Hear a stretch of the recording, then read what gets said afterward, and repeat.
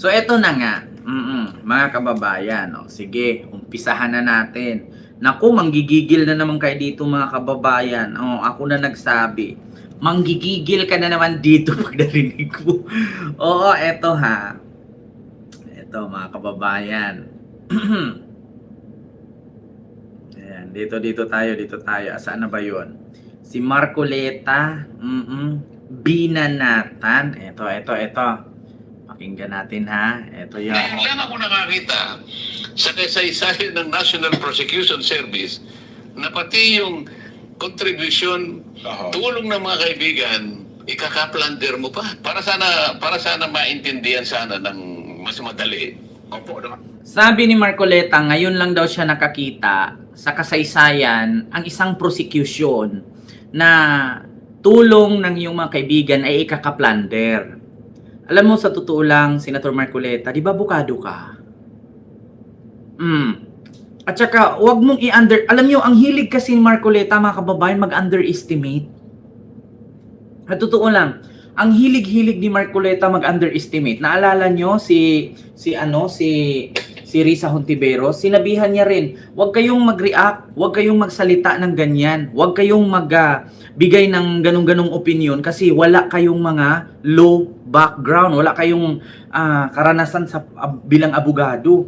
'Di ba? Nakita niyo mga kababayan, ang hilig niyang mamaliit ng tao. Ganyan ba ang isang iglesia ni Cristo?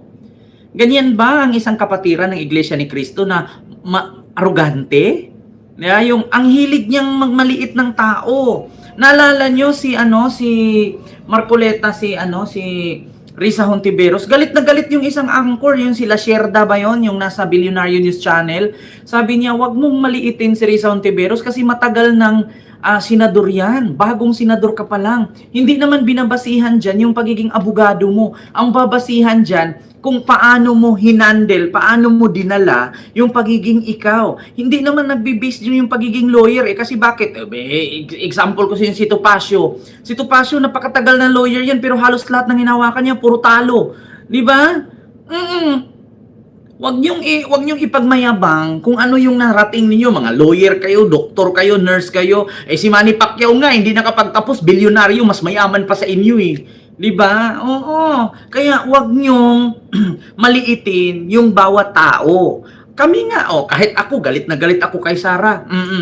Kahit sabihin natin na lawyer si Sara, pero hindi natin tawag dito, in-underestimate yung pagiging lawyer niya. Di ba tinanggap naman natin na vice president siya kasi kahit ayaw natin kasi binuto siya ng tao. Yeah? Kahit ayaw natin, wala tayong magawa kasi binuto siya ng tao eh. Pangalawa, si Sara Duterte, sinabi mo natin hindi siya lawyer, nagtatanong tayo, abogado ba talaga siya? Kasi hindi nagmamatch yung pagiging lawyer niya sa kanyang kilos, galaw at pananalita. Si Marcoleta iba.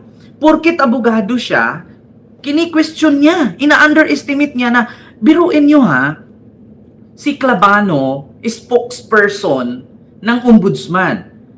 Ina-underestimate mo, pasalamat ka, Senator Marcoleta, naging senador ka. Si Clavano, hindi mo kayang abutin yung naabot niya. Lawyer ka, oo, pero magiging spokesperson sa ombudsman, mahirap. Diba?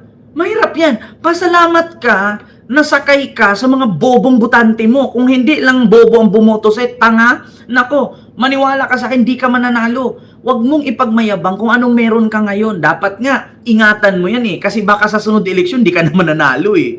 Di ba? Oo. Tignan niyo, Kasi kahapon, yung assistant ombudsman, na nakita ko siya, nagpa-interview na naman siya sa isang istasyon ng television. Na tinatanong siya, bakit po ninyo, pati si Senator Marcoleta, kinasuhan nyo ng plunder? Kasi po kahit ako, parang hindi yata yun kasi yun naman ang donasyon ng mga kaibigan niyang private funds naman. Tapos sinabi niya, hindi, kasi kahit private funds kasi kapag yan ay binigay na merong pangako o kung ano mang pabuya parang ibigay niya dahil meron siyang opisina, ganyan. Sabi nila, sa bakatin kahit po pala pribadong pondo. Na kapag may pangako, may ganyan, ano. Yun po pala yung plunder. Oo, sabi niya gano'n. Ang nakakapagtaka doon, Jen, wala man lang siyang nasabi kahit konti Kasi kailangan mong establish ito Exactly eh. po, establish with Sige, wala daw nasabi si Clavano. Sige, ako na, Senador Marcoleta, ganito yan. Noong pinapapasa kayo ng salin, anong nilagay mo sa salin? Yung palang plunder na yun eh. Nasa saligang batas, abogado ka, di ba? Nasa saligang batas na kapag ka hindi mo idiniklara sa salin, kapag ka mali ang paglagay mo sa salin, mahuhulog dyan, may kaso ka. Kasi nasa batas yan eh, Philippine Constitution, 1986. Hindi ako lawyer ha, hindi ko alam kung anong article yan. Pero nasa batas yan na kapag ikaw ay isang politician, government employee, maglabas ka ng salin at make sure na ang salin mo kumpleto. Walang imbento, walang mali, at walang gawa-gawa. So anong ginawa mo? Nag-declare ka ang salin mo 52 million. Pero doon sa gastos mo sa eleksyon, 100 something million. So, tapos diniklara mo pa sa SOSE, yung 100 plus million pera mo. Walang nagbigay, walang donate, sarili mong pera. Doon pa lang nagsisinungaling ka na, batas kaso yun eh. 'Di ba? So bakit kailangan mong magsinungaling? Nagsinungaling ka, hindi mo dineclare. Ang sabi mo, pera mo. Ang sabi mo, sayo. Walang nagbigay, walang nagdonate.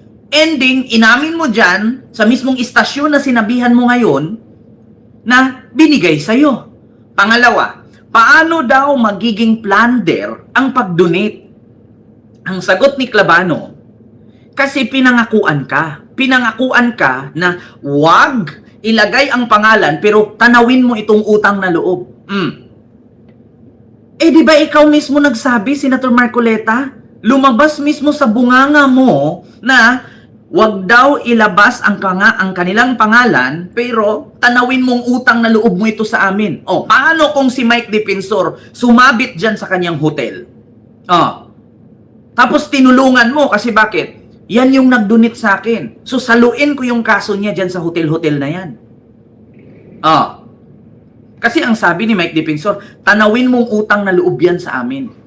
Paano kung someday, sasabit si Mike Defensor, hihingi ng tulong sa'yo, ililigtas mo? Bakit? Tanawin mong utang na loob sa amin yung 30 million na yan. At saka sa bunganga niya man mismo nang galing eh. Tanawin mo itong utang na loob sa amin. Diba? Sa bunganga niya mismo nang galing yan. Continue.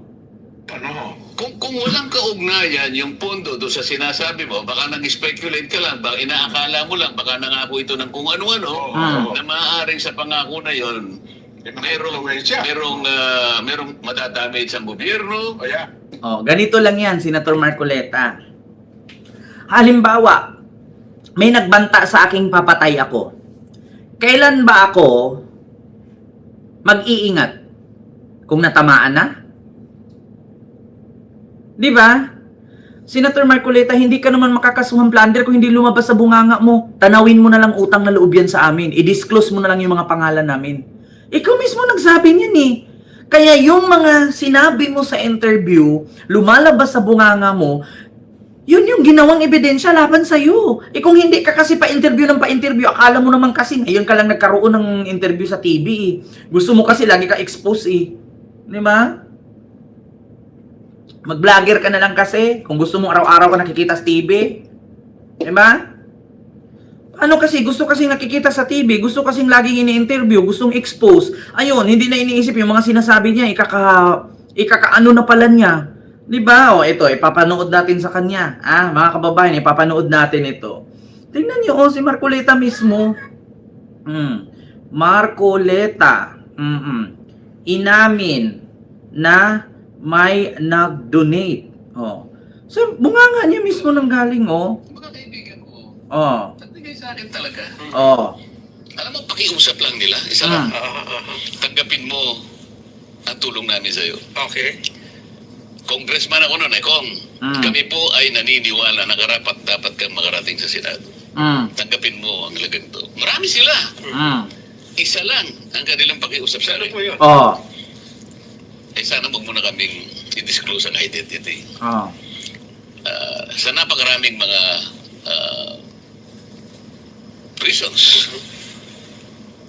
Maaaring halimbawa, yung kumpanya niya ay baka makita ng administrasyon o tinulungan mo si baka ipitin. O kaya naman nagtatrabaho sa gobyerno, mataas na katungkulan kasi may mga Di ba? Siya na mismo nagsalita. Yung nag-donate sa kanya, paano daw yung kumpanya niya nakasilip ng gobyerno at pag-initan. So, kaya ipagtatanggol niya. Di ba nakita niyo? Sinabi niya mismo sa bunganga. Sa bunganga niya mismo galing. Halimbawa, ang nag-donate daw, nasilip ng gobyerno, pag-initan ng gobyerno yung negosyo ni Mike Defensor. Oh, bakit sinabi ni Marcoleta yan? Kasi alam na ni Defensor na may ginawa siyang illegal. Kaya nga nahuli ng NBI eh. Di ba? Ayan, sabi ni Marcoleta, oh. Mga kaibigan ko, nagbigay sa akin talaga. Alam mo, pakiusap lang nila. Isa lang. Tanggapin mo ang tulong namin sa'yo. Congressman ako noon, Kong. Kami po ay naniniwala na karapat dapat kang makarating sa Senado. Tanggapin mo ang lagay. Bakit sila magdudunit sa iyo? Isa lang ang kanilang pakiusap sa akin. Sana wag mo na kaming i-disclose ang identity. Sa napakaraming mga reasons. Maraming reasons. Maaaring halimbawa, yung kumpanya niya ay baka makita ng administrasyon o tinulungan mo si baka ipitin. O kaya naman nagtatrabaho sa gobyerno, mataas na katungkulan. Yan, ebidensya na yan eh. Pwede ba yun, Seth? Hindi mo i-disclose? Baka daw yung kumpanya makita ng administrasyon, baka ipitin. Bakit sinabi ni Marcoleta yan? Sinabi ni Marcoleta to, hindi pa nalaman ng NBI na merong illegal doon sa hotel sa Pasig ni Mike Defensor. Bakit sinabi ni Marcoleta yan? Si Marcoleta ang naglaglag. Kung hindi niya sinabi, baka yung kumpanya niya, masilip ng administrasyon, pag-initan. So, ibig sabihin, alam na ni Marcoleta na merong illegal doon sa negosyo ni Mike Defensor. Di ngayon, syempre, nung nalaman ng NBI, di napasara. Di nakasuhan ngayon yung asawa at anak ni Mike Defensor. Damay pa si Mike Defensor. Di ba? Pero ninyo, hindi pa nalaman ng NBI na may illegal na gawain doon sa KTV bar sa Pasig. Sinabi na ni Marcoleta. Baka kaya binigyan niya ako ng donation. Kasi baka darating ang panahon, yung kumpanya niya masilip ng administrasyon, gipitin or ipitin. So bakit alam? So ibig sabihin, nag-donate si Mike Defensor dyan para maligtas ang negosyo. At kasi may kaibigan siyang senador na si Marcoleta. Kita nyo? Huli sa bunganga eh. Yan ang rason, Senator Marcoleta, na kasuhan ka plunder. Bakit? Di ba nasa batas natin, ultimo nga, kontraktor eh. Bawal kang magbigay ng donation sa mga senador, congressman o gobernador kasi conflict of interest yun. Bakit ka nga ba binigyan ni Mike Defensor ng 30 million? Para, pag sumabit yung negosyo, andyan ka to the rescue. Yan ang sagot, Senator Marcoleta. Sa bunganga mo mismo nang galing. Di ba? Bribery yan, tawag dyan. Sa bunganga mo mismo nang galing. Tapos ngayon, sasabihin ni Mike Defensor, pinag-initan yung negosyo niya. Pinag-initan ng administrasyon kasi isa siya sa mga kritiko ni Marcos. Si Marcoleta nagsabi, wala pa yung NBI, hindi pa NBI si Matibag. Ito na yung sagot ni Marcoleta. Sa SOSI pa to. Kakatapos lang ng eleksyong 2025 nito. Diba? Ayan o. Alam mo, mga kaibigan ko, nagbigay sa akin talaga. Alam mo, pakiusap lang nila. Isa lang. Tanggapin mo ang tulong namin sa'yo. Congressman ako noon, Kong. kami po ay naniniwala na karapat dapat kang makarating sa Senado. Tanggapin mo ang halagang to. Marami sila. Isa lang ang kanilang pakiusap sa amin. Pakiusap. Sana wag muna kaming i-disclose ang identity. Mm. Sa napakaraming mga reasons. Maaaring halimbawa, yung kumpanya niya ay baka makita ng administrasyon o tinulungan mo si baka ipitin. Di ba? Si Marcoleta mismo naglaglag sa negosyo ni Mike Defensor. Ayaw daw ni Mike Defensor pangalanan na isa siya sa nag-donate kasi baka daw makita ng administrasyon ang kumpanya ni Mike Defensor, baka ipitin. Bakit ka naman natatakot ipitin?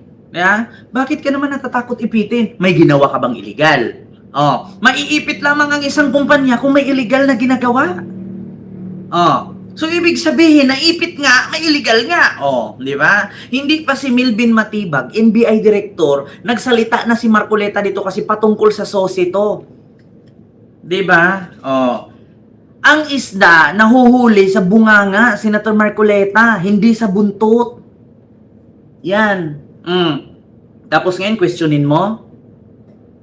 Questionin mo kung bakit ka nakasuhan ng plunder?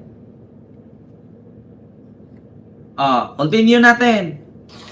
Kaya naman nagtatrabaho sa gobyerno, mataas na katungkulan kasi may mga kaibigan naman ako talaga. Pwede ba yun, Sen? Hindi mo i-disclose? Kaya nga, pakinggan mo muna ako. Nililet down ko yung predicate. Di ba? Excited ka talaga. Excited ako kasi nakapuntos na. Okay, ito lang ang kanilang pakiusap. Kasi nga kailangan igalang mo yung kanilang pakiusap. Tinulungan ka Nagtiwala sa'yo. Gusto kanilang manalo. Karapat dapat ka sa Senado. Okay. Ang pakiusap ko lang, halos ka. So, anong purpose, Senator Marcoleta? Bakit gusto kanilang manalo? Yan ngayon ang tanong Senator Marcoleta, pakiusap nila, wag mong pangalanan. Kasi karapat dapat kang malagay sa Senado. Bakit nga ba?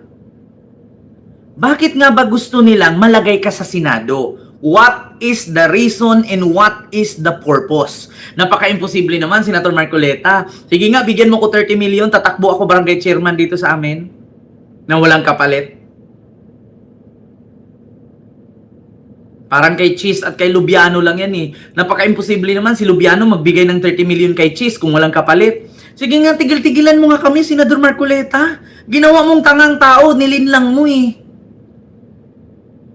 Bakit ka nga ba naman labigyan ng 75 million, aber? Ano-ano mo ba sila? Kaibigan mo. Sige, kaibigan mo. Ngayon, para saan? Para maging senador ka? Ganun lang? Mga kababayan, napakahirap naman po siguro yung ganun. Magbibigay ng milyon-milyon sa'yo para maging senador ka nang wala man lang kapalit. Sige nga, walang kaibigang ganun. Huwag mo kami pinagluluko. Walang kaibigang ganun. Ang kadalasan sa kaibigan ngayon, ilalaglag ka, ichichismis ka, lahat ng baho mo, ipagsasabi sa iba. Ganun yun. Tigil-tigilan mo nga kami, Senador Marcoleta, luloko mo na naman kami. Di ba? Ano na sa akin yan? Huwag mo nang disclose ang identity ko. Okay. Pero talagang tinulungan nila ako. Iba't ibang mga kaparaanan, iba-ibang ganito, iba-ibang halaga, ibang ganyan. Inamin mo. Di ba? Inamin mo na tinulungan ka. Bakit hindi mo nilagay sa SOSI at bakit nilagay mo sa SOSI sa Comelec? Pera mo, galing sa bulsa mo. Hindi, walang donation. Sige nga. Di ba? Kapag ka-Iglesia ni Cristo, bawal magsinungaling. Bakit nilagay mo sa SOSI? Pera mo. Bakit nilagay mo sa SOSI? Walang nag-donate dito. Walang nagbigay, walang nag-ambag. Sarili mong pera. Kaya ka nga nakasuhan ng plunder Kasi hindi nag-match sa salin ang SOSI mo. Bakit? Sa salin mo 52 million, sa SOSI mo may 100 plus million ka. Tapos dineclared mo pang sarili mong pera. Di ngayon magtataka ngayon ang ombudsman, bakit ang salin 52 million lang? Pero bakit doon sa SOSI niya 100 plus million ang nagastos niya? Di sana 170 million ang pera mo. Bakit 52 lang nakalagay doon? Diba? Yun yung tanong ngayon. Kaya ka nakasuhan. Tapos questionin mo si Clavano, paano naging plunder ang donation? Ang tumanggap ka lang naman ng donasyon, bakit ka nagkaroon ng plunder? Merong madadamage ang gobyerno, o madadamage ang serbisyo na para sa mga tao. Yan naman ganyan. Kasi pagka ganun, corruption yun eh.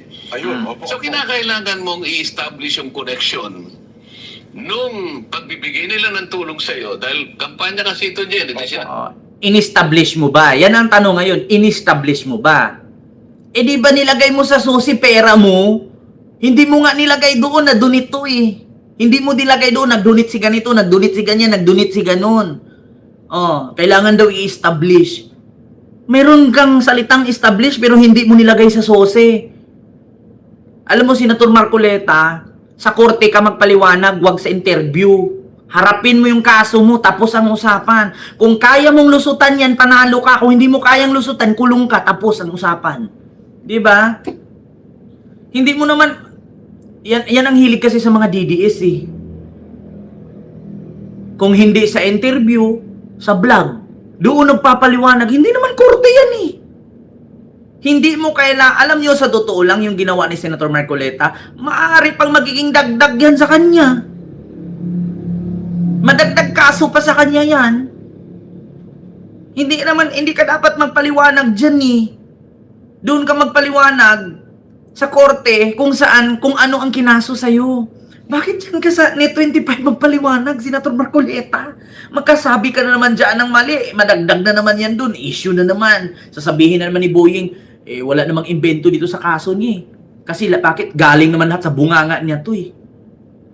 Diba? Hindi ka dapat dyan magpaliwanag, Senator Marcoleta. Harapin mo yung kaso mo, harapin mo sa korte, pag nanalo ka, absuelto ka. Pag hindi ka nanalo, makulong ka, tapos ang usapan.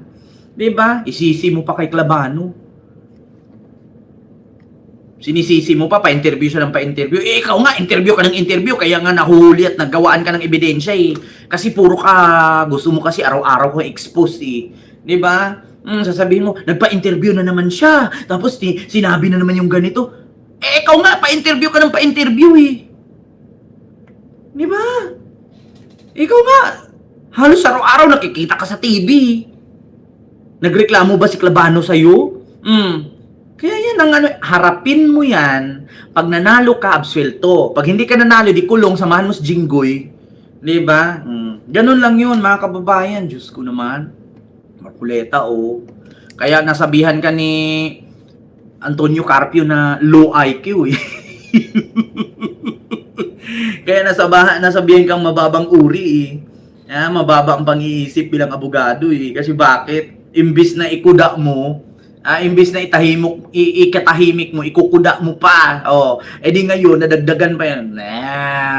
Doon man nila kinuha lahat yan. Yeah? Doon man nila lahat yan kinuha, yung mga ebidensya laban sa'yo, Senator Marcoleta. Diyan sa kakapa-interview mo, ni 25. Di ba?